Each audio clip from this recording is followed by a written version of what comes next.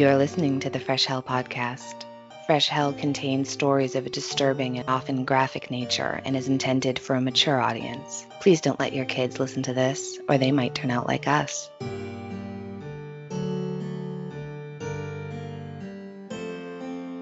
Hi, I'm Carrie Ibama. I'm Quinlan Posner. And we have a podcast called Truly Darkly Creeply. We think you're going to love it. We think you're really gonna... If you don't love it, you'll like it a lot. If you don't like it, you'll hate it. But what did you lose, really? What, an hour? You're doing dishes. Relax. Calm down. Calm down. But don't relax too much. Those dishes do need to get done. They do need to be done. If it's true, if it's dark, if it's creepy, we talk about it. It qualifies. We talk cults. We talk heists. We talk paranormal. Kidnappings. Aliens. Ghosts. And murders. Serial killer. You know, the typical fare. More importantly, we have fun. If you want to have fun, come on down. It's free. What it's are you very losing? Casual. Wear whatever you want. Show up whenever you want. Hey, no shirt, no shoes. Yes, podcast. So listen to Truly Darkly Creeply wherever you download podcasts.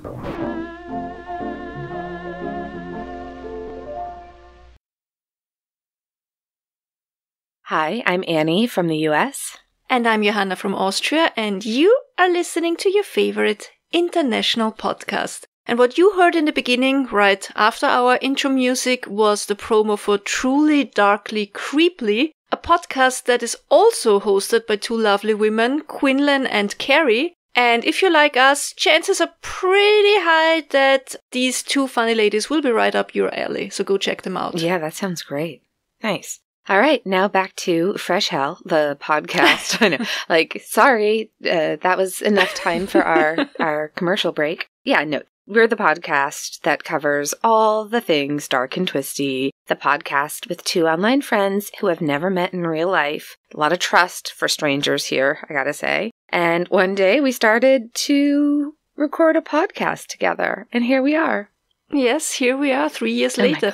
It was so cute. A Hellion made a post in the Facebook group that she had found us, and when she started to listen, she actually started at episode 90 or something like that, which is a good idea. Great. Don't start at the beginning. If you're new, start somewhere around 20 or 30, I'd say. Only go back to the first episodes once you really like us. So anyway, this Hellion had listened from 90 on, and now she felt she was ready to listen to those first episodes, and she asked if we had actually ever talked to each other before. I saw that. It really made me laugh, and we really didn't. I think we literally spoke maybe twice before recording that episode. Yeah, and I was so intimidated by you in the beginning. That's seriously so funny to me. I'm pretty sure I've cured you of that by now, right? I am no longer intimidating. I'm fine. Yeah. I think you're probably the more intimidating of the two of us. I think everybody would agree. If shit went down, I would absolutely use you as a human shield, is what I'm saying, because I feel like you would handle things better.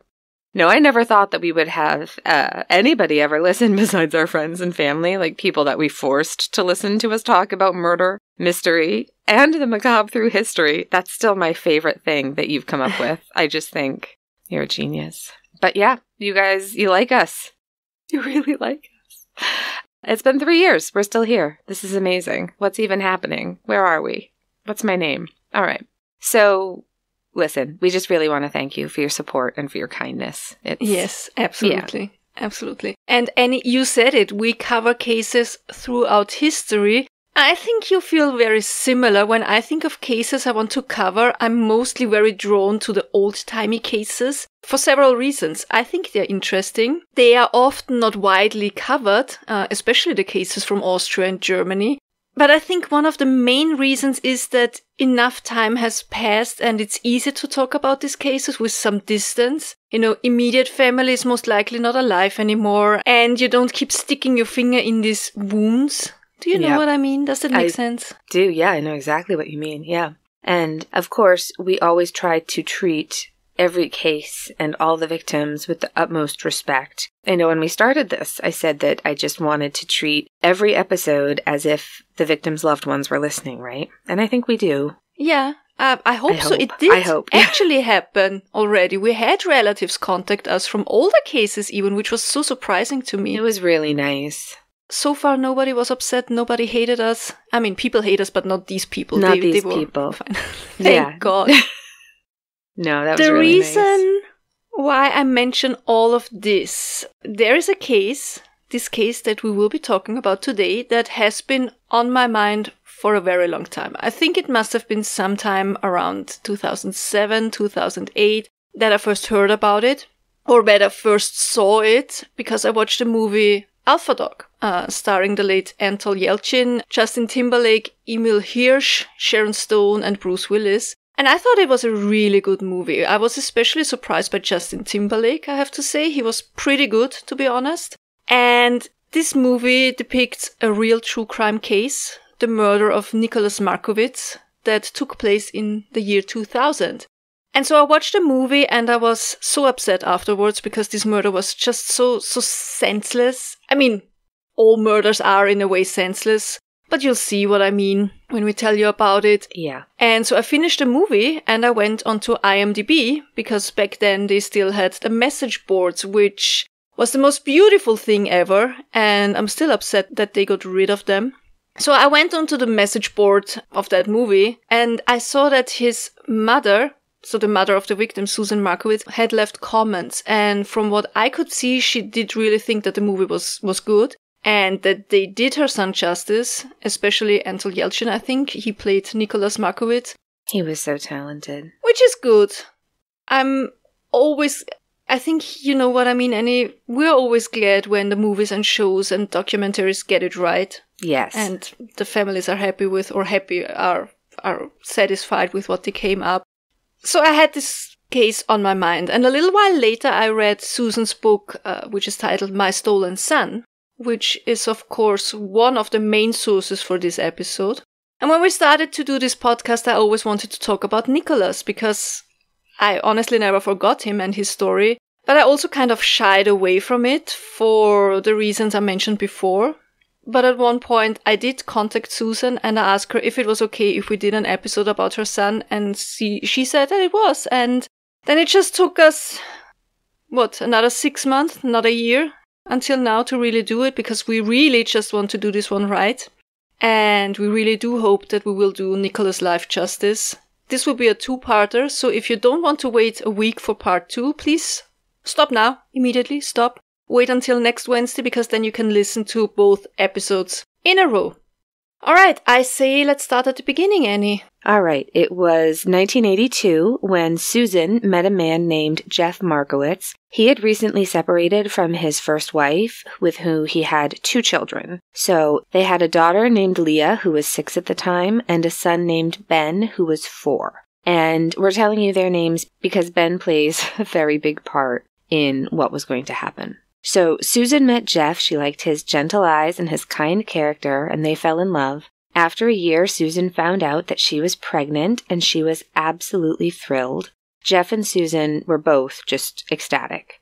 But it was Susan's first pregnancy, and she had wanted to be a mom more than anything. So she started to write a diary and all these little notes to her unborn son where she told him how much she already loved him and how she couldn't wait to finally meet him. And she did meet him on the 19th of September, 1984, which is the day that Nicholas Samuel Markowitz was born in West Hills, Los Angeles, California. His parents bought a house in West Hills, and life was perfect. Nick grew into a smart toddler, a kindergarten kid, and then on to elementary school. He was kind and polite, he had a great sense of humor, and he was very smart. He liked to fall asleep to audiobooks, and he loved his dog, so I feel like we can really all relate to that. Definitely. Yeah, and he loved his older half-siblings. Ben and Leah stayed with the young family every other weekend, and I'm sure they had some sort of schedules for holidays and vacations and whatnot. But life would have been pretty perfect. There was just one problem. Ben was, I guess we'd probably call him a troublemaker. So he started to get into trouble, and the older he got, the more serious the trouble he got himself into, right? So at age 11, he was stabbing car tires with a screwdriver. A short while later, he was stealing cars for joyrides, for example. And it's not that he was a bad kid. I think the word, again, is troubled. And Susan mentions in her book that there was tension between Jeff's first wife and herself, but she says she did try to treat all of the children equally. I get it. Patchwork families can be really hard, even if everybody involved is trying their absolute best. I mean, my family is a huge patchwork family, and it's hard. It's hard at times. Yeah. So as Annie said, the Markowitz family bought a home in West Hills. It's a residential neighborhood in the west of Los Angeles, a very affluent residential neighborhood, that is. You know how we always do it. I'm looking up this kind of, what are we talking about? What kind of area is this? And it's also kind of important where they lived, in my opinion. So I Googled it and I found something on niche.com. Quote, West Hills is a neighborhood in Los Angeles, California, with a population of 47,739. West Hills is in Los Angeles County. Living in the West Hills offers residents a sparse suburban feel, and most residents own their homes. In West Hills, there are a lot of coffee shops and parks. Many retirees live in West Hills, and residents tend to be liberal. The public schools in West Hills are above average. End quote. So you might ask, what's niche.com? And it's apparently a page where you can look up places to live. Like, for example, you want to move and you want to see if that's a nice neighborhood. At least that's how I understand it. Yeah, I'd never heard of it until you found it for the research on this episode. I'm going to have to check it out. We don't have something similar over here. But anyhow, West Hills was ranked as 41st best place to live in LA out of 112 and 36th place. That's a hard one. 36th place to raise a family in LA, so way above average. And then I read something that really cracked me up. So people can leave reviews of the neighborhoods there. It's such a weird concept for me as an Austrian, to be honest. And most reviews, they praised West Hills for being really nice, peaceful, good schools, people look out for each other, yada yada, you know. Yeah. Everything sounds great. But one person was really mad. And they wrote, quote, 2 out of 5 stars. The residents can be pretty rude and self-centered. The sound of barking dogs and gardening tools is a regular thing, because wealthy, retired people need their perfect little lawns trimmed 4 times a week and can't be bothered to pause Netflix and get off their expensive couches to shush their damn dogs who bark for hours. The residents of this neighborhood love to drive like complete jerks in their Audi Q series, which everyone seems to drive around here. It's so specific. Typical keeping up with the Joneses behavior. And apparently, if you're a man walking by yourself, you're automatically a nefarious person in the eyes of overly paranoid and judgmental female residents who go out walking. End quote. First of all, what's with all the dog hate? He sounds fun. Second of all, women have reasons for being suspicious most of the time, you know what I mean? Ah, yeah. That's great. I love angry reviews. It's so specific and weird. So like, oddly specific. Maybe he's a nice person. He just had a bad day. Let's give him the benefit of the doubt. No, I don't think he is. I think he's a terrible person, and that is indicative of his... he's mad about dogs. He calls dogs dumb, so... Right? There's no coming back from that one. No. Okay, all joking aside. Other than that, curmudgeon, which is a word I love. Thank you, Annie. Such a good word. Most people really like living there, and they like to raise their families there. And they feel safe and secure. That's the point, right? If you have kids, you want them to be safe. Yeah. Well, the bitter truth is that bad things can happen everywhere. And as Annie mentioned before, Ben was having some issues, and at one point, after he and his friends had stolen a car, he started living with Susan and Jeff for a while full-time. I'm sure the two hoped they would get him back on track. The problem was he had started to hang out with the wrong kinds of people. He was in like this kind of gang-like structures. He was really young at that time too. I think he was 13. And over time, drug dealing was added to vandalism and grand theft auto.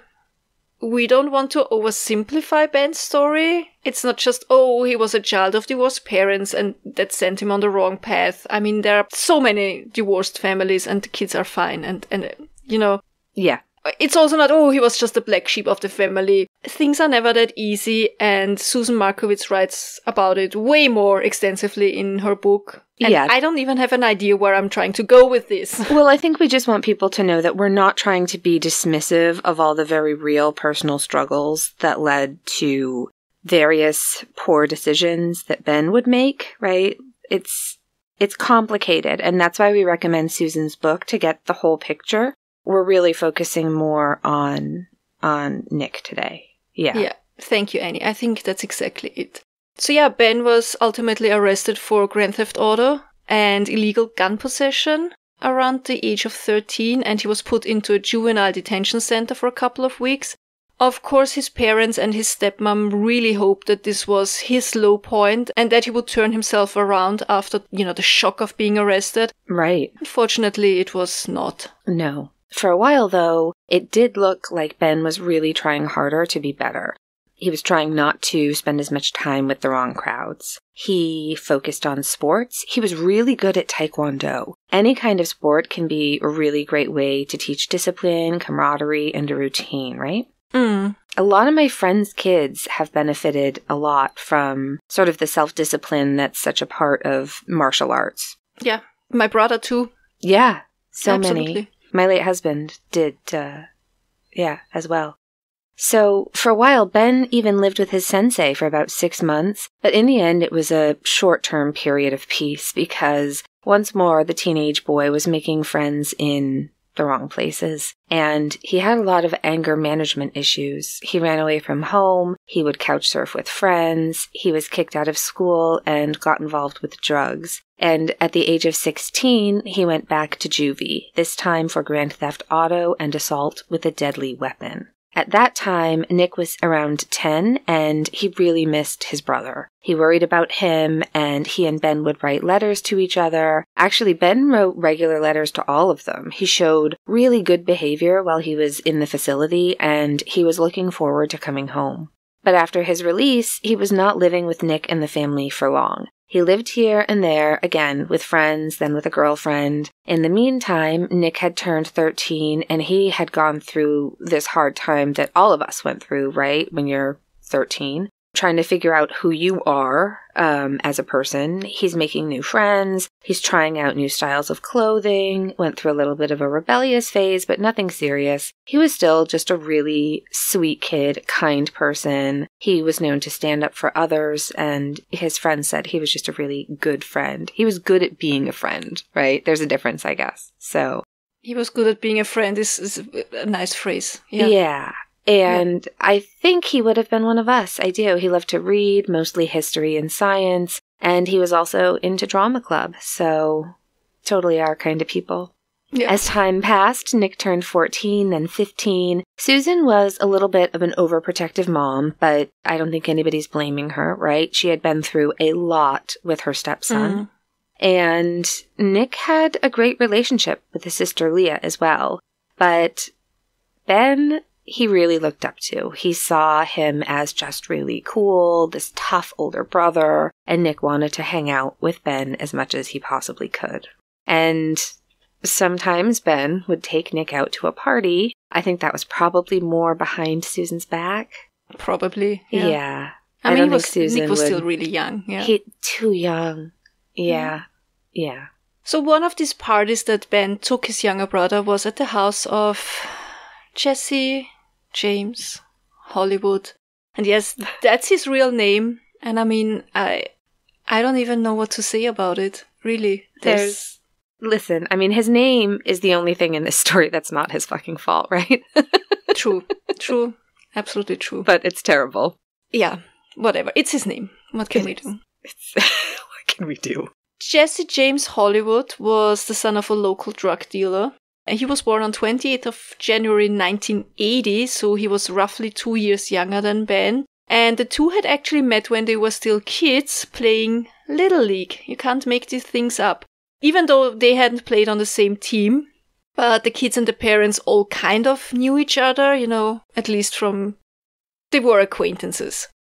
We don't have Little League over here, Annie. What do you know about it? I guess the parents are usually heavily involved. That's my understanding. I think it's pretty huge here. I feel like I was forced to do it. My parents made me try all the sports as a child who was never Which particularly... is good. I think that's good. I wish my parents would have showed me way more sports.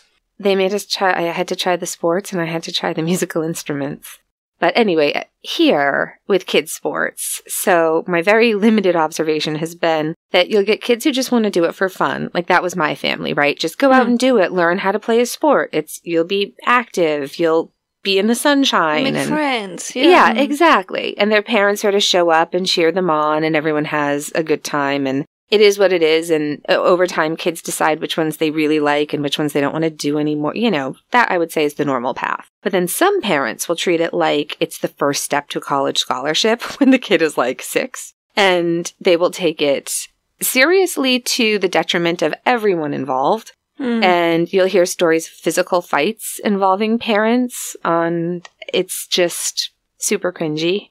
Do you think that any of the other parents had a clue or at least kind of a suspicion about how Jesse James Hollywood's dad made a living? My guess would be yes, only because I personally think children playing sports is really boring. Like, oh my God, please don't invite me to your kid's game. I don't watch the adults' game, but I feel like there would have been a lot of gossip, but I'm not sure if I think that because it's how it's always portrayed on TV. So... But I feel like they knew something. They sensed it in a way, probably. Yeah.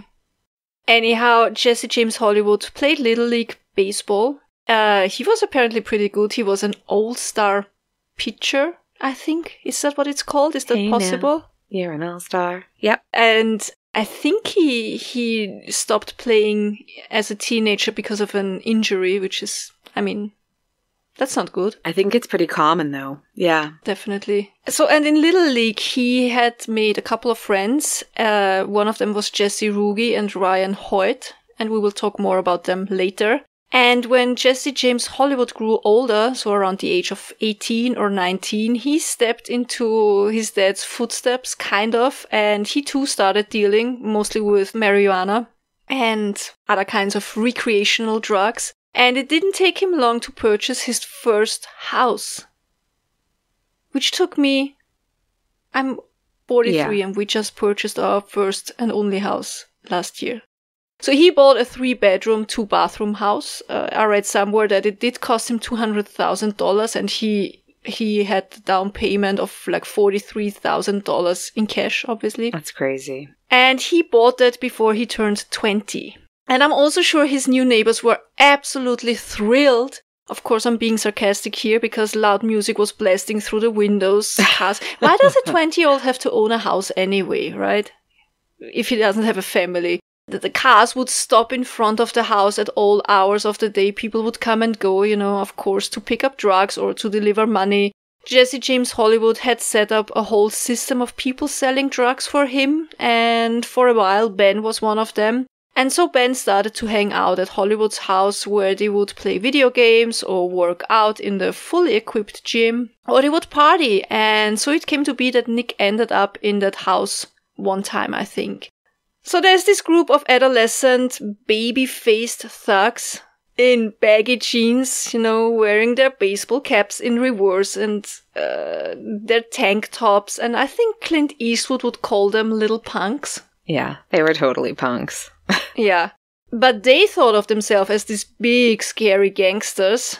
Jesse James Hollywood, of course, owned several firearms. He constantly carried a Heckler & Koch handgun in his waistband, which, storing your gun in the waistband of your baggy jeans, of all places, is something that makes me so mad whenever I see it in a movie. I think the thing is that some people don't really give enough thought about penile retention until it's too late. Like, do you want to keep your penis? Or your Maybe butt? Don't. Or your butt? Or your life if you shoot yourself in the thigh. There's an artery there. Ugh. It is. It's bizarre. Yeah, so when he didn't have it in his waistband, he kept it on his nightstand while sleeping for protection, you know? I know. I'm an American. Of course I know. So yeah, Jesse James Hollywood is this big, scary mob boss, and he has all of these people working for him because they're not his friends per se anymore. They are his employees, right? He's their boss. Right.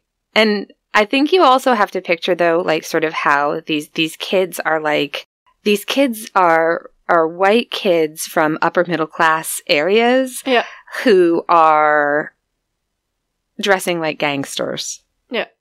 You know what I mean. Jesse James Hollywood, I mean, he bought his house. He has several very fancy cars. He rakes in a lot of money that way. And so he gives his friends the drugs. They sell it. They keep their share and they bring him the rest of the money. But the problem is, if you fuck up, if you lose something, if you get robbed, or if, you know, how young people are, if you consume the drugs with your friends, you are obviously now in a lot of debt, and Jesse James Hollywood is not the forgiving kind of drug lord. It's a shame. They're known to be so forgiving. One of the people who had to make this experience was Hollywood's longtime friend, Ryan Hoyt. Like we said before, Ryan had known Jesse James Hollywood from their Little League days. Ryan came from a somewhat broken family. His parents got divorced when he and his siblings were still very young. His stepmother disliked him, his father used to beat him, his sister got addicted to drugs, and his brother turned to criminal life as well. Ryan adored Jesse James Hollywood and his whole family, and he became somewhat of their, I don't know, I want to call it like that charity case, you know, for the lack of a better term. They would have him over at their house regularly. They would even take him on vacations. And when he grew older, it was only natural that he would take over little jobs for Hollywood's family. At one point, Jesse James Hollywood. And I'm sorry that I keep repeating his full name because we will also be talking about another Jesse later on, Jesse Rugi. I can't get myself to calling him Jesse James. I can't. I get it. Anyway, so he gave Ryan a car as a present at one point. Nothing fancy, an average car. What I think happened was that this car had actually belonged to Hollywood. So probably he got a new car and told his friend, in quotation marks, you know what, I have a new car, you can have my old one. But the car was registered in Hollywood's name and Ryan was supposed to switch it over to himself. And it looks like Ryan Hoyt was this kind of person who never gets around to do the things in a timely manner. I guess a procrastinator, a bit like me, in a way. So I absolutely understand. And so he actually never does register the car under his own name, but of course he keeps driving it, and the big problem is that he either doesn't know how to park, or he doesn't care, or maybe, give him the benefit of the doubt, maybe he couldn't afford to pay for parking, because he keeps getting fined for parking tickets.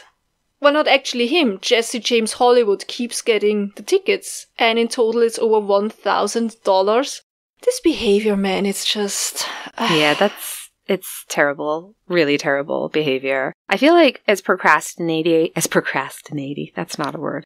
As much as we procrastinate, I feel like we wouldn't do it to the detriment of someone else. Like, it's a special kind of narcissism where you put off doing the thing and it's negatively affecting someone else. Yeah. Like, it's terrible. So now Ryan has over $1,000 in debt to Jesse James Hollywood, and Hollywood wants his money. So he tells Ryan that he can pay back the money by selling drugs for him, and of course Ryan messes that up as well. So now he's in even more debt, and Jesse James Hollywood says to him, listen, you're going to have to pay back the money somehow. You're just going to have to work for me. And so now Ryan is Hollywood's servant, pretty much. He cleans the house, he runs errands, he picks up the dog poop. Whatever Hollywood needs, Ryan Hoyt is there to take care of it. And I'm sure Jesse James Hollywood is thrilled to have his own little worker bee, right? Just taking care of all his needs. And I'm also sure that Ryan Hoyt was not thrilled at all, because there he is, hanging around all of those self-proclaimed tough guys,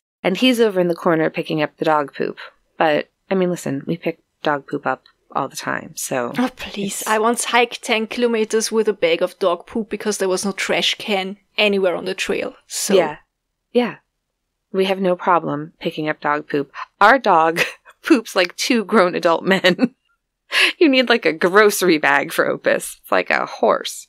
So exactly, we don't have a problem with picking up dog poop at all. But we're not 20-year-old drug dealers with our baggy jeans and tank tops and poorly thought out tattoos. But I think it's safe to say that, just waiting hand and foot on his longtime friend in front of all these other friends must have just really hurt Hoyt's ego. But Ryan Hoyt wasn't the only person who owed money to Jesse James Hollywood. The other one, you may have already guessed it, was Ben. So here's what had happened. A man in San Diego owed Jesse James Hollywood $2,000. Ben was kind of friendly with the San Diego dude, and so he offered to help Hollywood to collect the debt. Ben and Jesse James drove to San Diego, walked into this guy's home with baseball bats, and probably started threatening him. But there was no point. There was just no way that the San Diego guy could come up with the money. But he did know an ecstasy dealer, and so Ben convinced the San Diego man that it would be better for his health if he would owe someone else the money. So, San Diego guy calls the ecstasy dealer and tells him he has someone who wants to buy 200 pills. The dealer comes over to the house, and Ben and Hollywood are outside in the car. So the dealer, he's got his 200 pills, and he leans into the car to show them the pills, and Ben or Hollywood, or possibly both, they grab the bag and they drive off. Again, I'm a middle-aged woman and not an early 2000s drug dealer, but this sounds so unnecessarily complicated. Am I alone in thinking that? No, I'm exhausted explaining it. Yeah, these are some really bad decisions. I just want to lie down now, really. Yeah, it's too much. It's just too much. But now they have the 200 ecstasy pills, and Ben has this great idea that he'll take over the $2,000 debt, which really doesn't make that much sense, but okay. And so he takes the pills, sells them, and he pays back the $2,000, keeping the extra he made. So we wanted to do the math, and we asked around to figure out how much ecstasy went for in the year 2000 in LA. If you're a friend of the show and you ever get this kind of weird messages out of nowhere, it's just us doing research for something. Yeah. The answer we got was roughly $20 per pill, which would mean that 200 pills could get you $4,000. But, I mean, only really if you sell them individually, which is probably a pain in the ass. If you sell them in bulk, you probably lower the price a bit. That means at most, Ben would be left with $2,000. And again, I'm a middle-aged woman, but I don't know, that really doesn't seem to be worth it, right? All the trouble, all the running around, selling these fucking ecstasy pills and then being left with $2,000. I mean, it's not nothing, but... Yeah. Plus, I mean, you're doing illegal things, so... Right. Yeah, it's a lot of work and a lot of risk for very little reward. So anyway, Ben is starting to sell the pills, and he starts getting complaints that the pills are crap, they don't work, which I think in the grand scheme of things is lucky, because better to have them not work than to have them be killing people. True.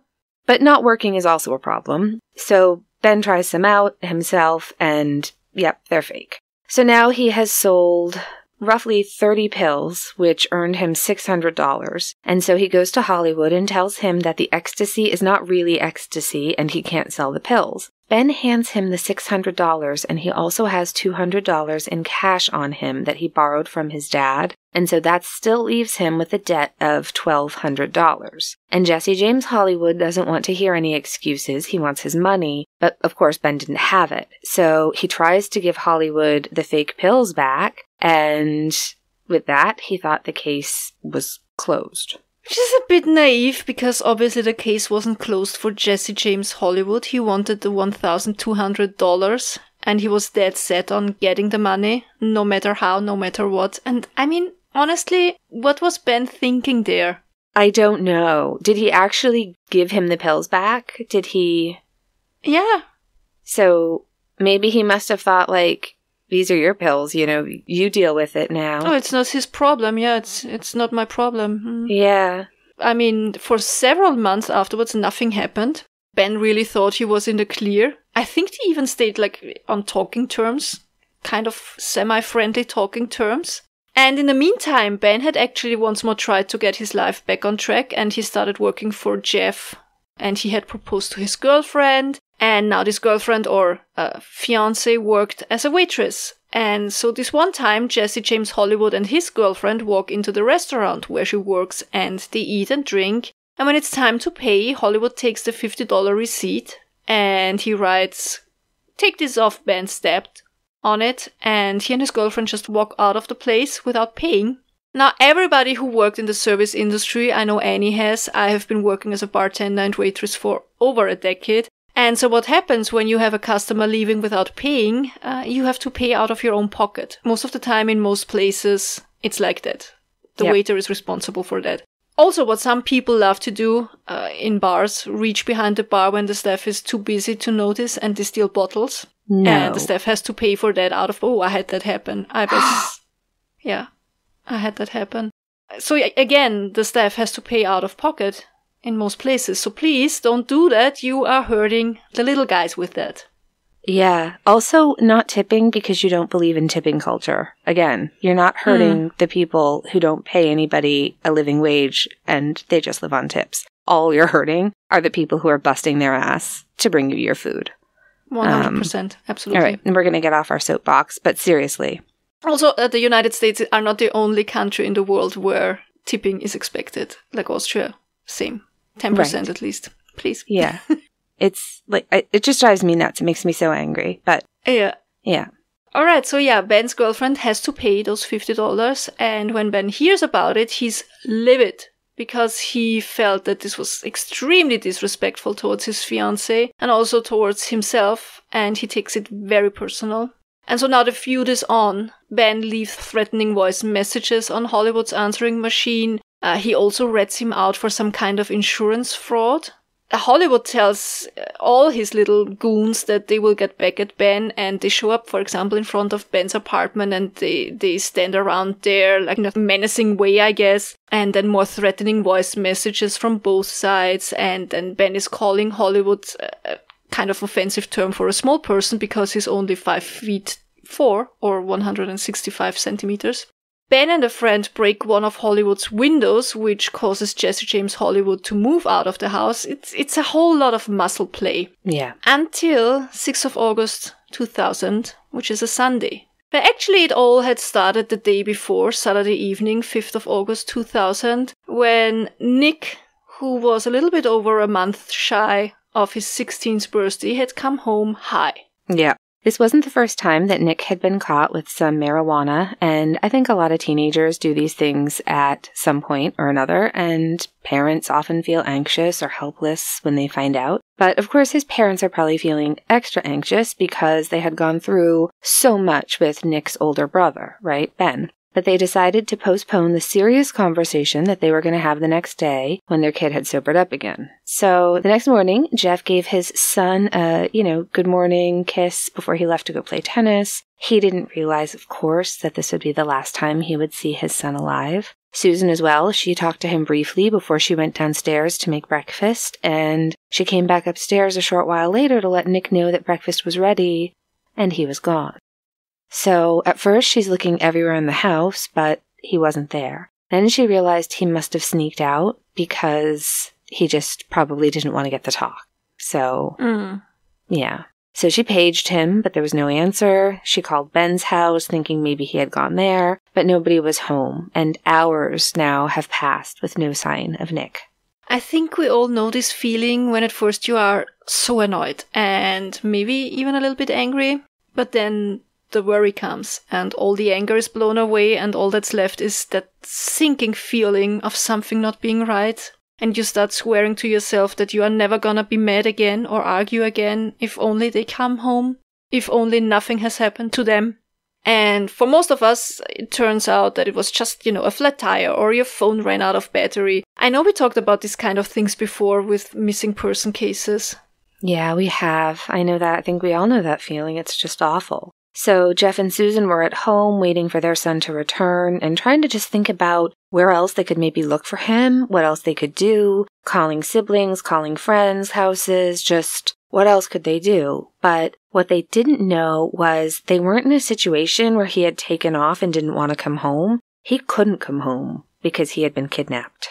It was roughly 1 p.m. when Jesse James Hollywood, Jesse Ruge, and another friend, William Skidmore, arrived in a white van. They'd been cruising around trying to find Ben, and all of a sudden, they saw Nick walking down the side of the road all by himself. So they pulled the van over next to Nick, and they jumped out of the car and started to kick him and beat him before dragging him into the van. They then sped off, and all of this happened so quickly that they didn't realize that they'd left Hollywood behind. So at some point they were like, oh no, and they had to turn the van around and pick up their boss. It sounds comical. I think it is comical. These assholes are... It just points... the ridiculousness of Ridiculous, it all. Exactly. Yeah, they are... What was that guy from the Chowchilla? Like, they were just hoping for the best. Exactly. They were trying to stay cool and hope for the best. Hope for the best. Mm. Mm-hmm. We all know how that works out, don't we? So, we all know that happened because at the time a woman was driving home from church with her kids, and she was the first person to witness Nick's kidnapping. This woman was so smart, like seriously, I have so much respect for these kind of people. So she saw that happening. She saw how Nick was lying on the floor and they were kicking him, and then they pull him into the van and they drive off. She had obviously witnessed a crime. Yeah, she knew it. It was not just like friends. No. Playing a prank on each other. So she drives close enough to be able to read the license plate, and she didn't have anything to write it down, and she didn't have a phone with her, I think, because remember, it was the year 2000 and not everybody had a cell phone yet. But what she did is she started chanting the license plate together with her kids, and they kept chanting it over and over all the way home, and then she immediately called the police and told them everything she had seen. I find it so amazing. I think that's brilliant. Yeah. What's not so brilliant and amazing was how the police initially reacted. So they listened to the witness, they looked up the license plate, the car was registered not to anybody who was in the way. I don't think the name matters. Right. No. They look up the address, but then they somehow misread the address, and that was about it. They really didn't take it too seriously, they didn't do anything. And which is even more upsetting is that the first woman wasn't even the only witness to call the police. Yeah. While the LAPD was still talking to witness number 1, a second witness called in reporting the kidnapping of a teenage boy, but nothing was done. Somehow there was no connection made between these two calls, and the incident wasn't even marked a kidnapping. It's just shockingly negligent, isn't it? Really? I mean, because it was a kidnapping. So now Nick is in the hands of Jesse James Hollywood and his goons. I feel like goons is too sweet a description for these. Yeah, Jesse James Hollywood and the overprivileged drug dealers. They should start a band.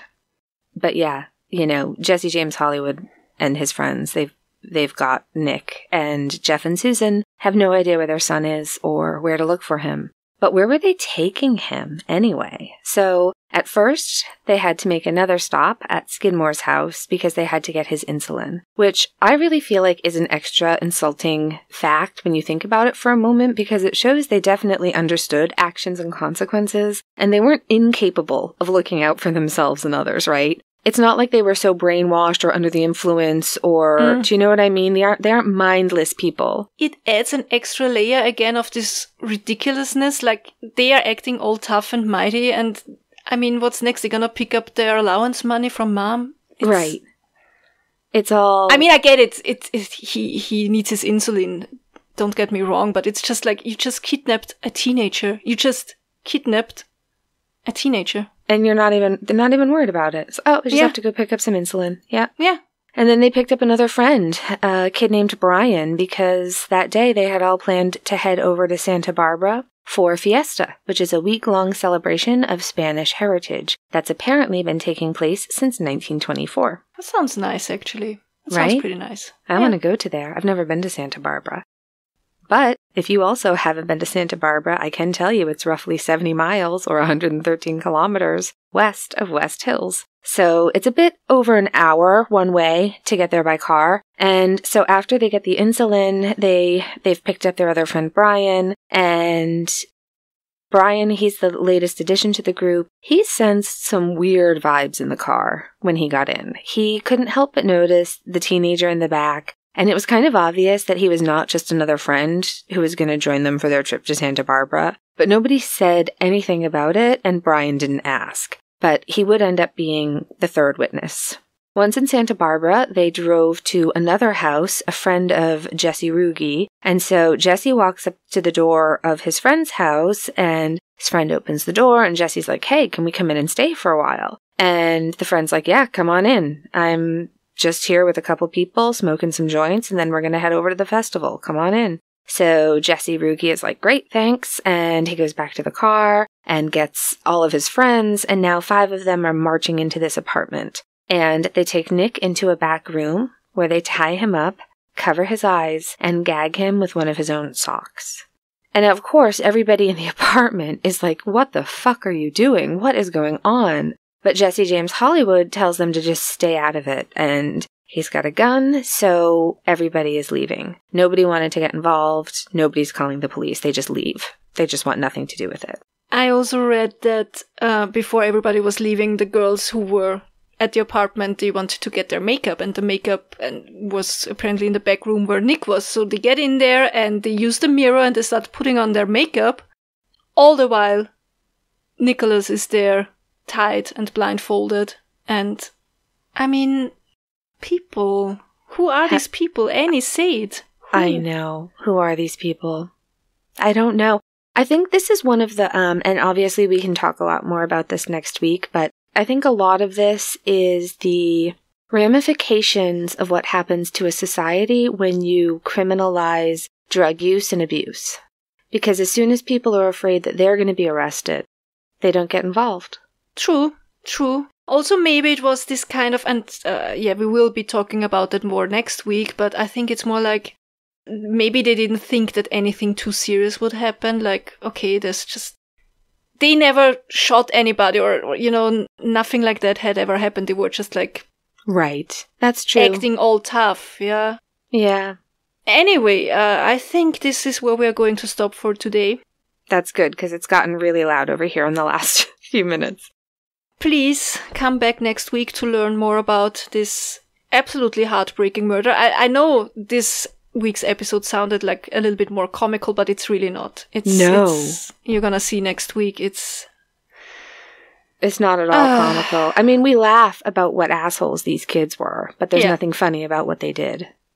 Nothing. No. Nothing. No. All right. Something good. Want me to start? Please. My something good. It's Ramson time. That's the English word for Bärlauch, as much as I remember. I don't think you have it in the US. I don't think so. It grows wild in the forests in Europe, and you have to be careful when picking it. There exists some poisonous doppelganger, but it's delicious. It's green leaves, they smell like garlic, and you can make delicious things. My sister knows how much I love her Ramson pesto, and it was so sweet. She kept searching for the plants for 3 days, and she didn't give up. And in the end, she found a spot that was just covered in so much of it. Annie, I think I sent you the video. You did. Yeah, so cool. And she made me pesto, and it's delicious. And I love my sister, and she's my something good this week. I can't wait to meet your sister. She's so talented. And it'll be fun, because probably Moose will come over with me at some point, if not my first visit. So I was going to say, all 4 of us can go get our nails done, but the Moose... She really prefers her hoofs to be lacquer-free. We could get blowouts. I'd never do that. You could just go get your hair washed and dried by a professional for no reason, just to have it done. It's so decadent. Very. I don't know. We'll find something fun to do. Our list is very, very long. My something good is that I went down the Cape this past weekend, and we were able to see Frank Durant's Lady of the Dunes film that Charlie from Crime Lines and I had done a piece on for the film. I was a little bit worried that I would look bad or make us look bad, but it's okay. I'm mostly just sitting there sipping my tea, and I'm really proud of myself that I remembered to use a Fresh Hell mug when we recorded it, because the only time I'm on screen, it's me and Charlie, and it's me sort of just smiling and nodding at the very intelligent things that Charlie is saying, and then I just take a sip from my mug. I think that happens a few times. Yeah, so it's fine. I didn't embarrass us. I can't wait until the film is released in other places and you can see it. I didn't agree with every opinion in it, but it definitely brought up some new information, and now I have even more questions. And I'm just glad I didn't bring shame upon the podcast. I think it was okay. I knew you were going to do well. I was not sure. But yeah, that's it. That's it. Please, if you enjoyed this episode or any of our other episodes or the whole podcast, please just go to your favorite podcast app and check if you can leave us a rating and or review. We would really, really appreciate it. We really would. We are almost at 1,000, I think.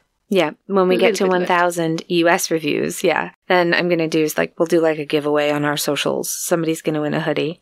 Also, shout out to everyone who left us a review this past week. We got so many really nice reviews. Thank you. Thank you. We really appreciate it. You're doing so much for us, and we keep asking and asking for new stuff. The other thing is the Hot 50 podcast magazine Hot 50 voting. We dropped one spot to number 14, but hey, we're still there, and we're gonna make it to the top 10, right? So please use your daily vote for us if you like. That would be awesome.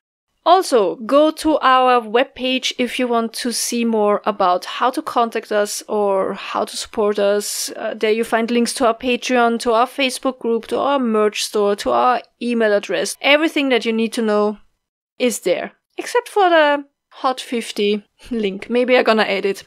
That would be great. Also, tell your pets we said hi. We love them. We miss them. We love their photos. They're the cutest and best pets. I don't know, is it... we almost had summery weather here, and now then snow came back, and like every year I was fooled. You got fooled by the false spring. Yeah. And Jem is now under the blanket again, so keep them there until it's really warm enough, okay? Yeah, that's a good idea, I think. For sure.